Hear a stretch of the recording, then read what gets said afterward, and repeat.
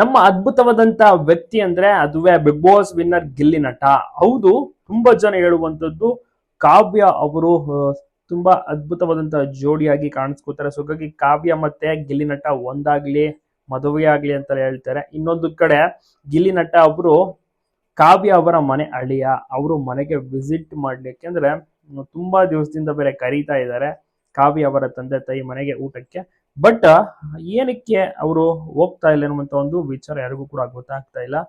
Busy ಇರುವಂತ ಕಾರಣ ಬಹುಶಃ ಹೋಗ್ತಿಲ್ಲ ಅನ್ಸುತ್ತೆ. ಅವರು ಬೇರೆ ಬೇರೆ ಕಾರ್ಯಕ್ರಮಗಳಲ್ಲೆಲ್ಲ ಬ್ಯುಸಿ ಆಗ್ಬಿಟ್ಟಿರ್ತಾರಲ್ಲ, ಸೊ ಹೀಗಾಗಿ ಅವ್ರಿಗೆ ಹೆಚ್ಚಾಗಿ ಸಮಯವೂ ಕೂಡ ಸಿಗ್ತಾ ಇಲ್ಲ.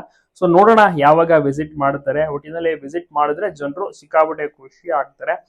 ವಿನ್ನರ್ ಆದ್ಮೇಲೆ ಕಂಪ್ಲೀಟ್ ಬ್ಯುಸಿ ಆಗ್ಬಿಟ್ಟಿದ್ದಾರೆ. ಹಲವಾರು ಫಂಕ್ಷನ್ಗಳು, ಬೇರೆ ಬೇರೆ ಊರು ನೋಡಿ, ಈಗ ಹುಬ್ಳಿ, ಧಾರವಾಡ, ರಾಯಚೂರು, ಇಷ್ಟು ದಿವಸಗಳ ಕಾಲ ಇಲ್ಲಿ ಬೆಂಗಳೂರು ಆಗಿರ್ಬೋದು, ಚನ್ನಪಟ್ಟಣ, ಆಮೇಲೆ ರಾಮನಗರ, ಈ ರೀತಿ ಎಲ್ಲ ಓಡಾಡ್ತಿದ್ವಿ. ಈಗ ಉತ್ತರ ಕರ್ನಾಟಕ ಭಾಗದಲ್ಲಿ ಕಾರ್ಯಕ್ರಮಗಳಿಗೆ ವಿಸಿಟ್ ಮಾಡ್ತಾ ಇದ್ದಾರೆ. ಸೂಪರ್ ಅಂತ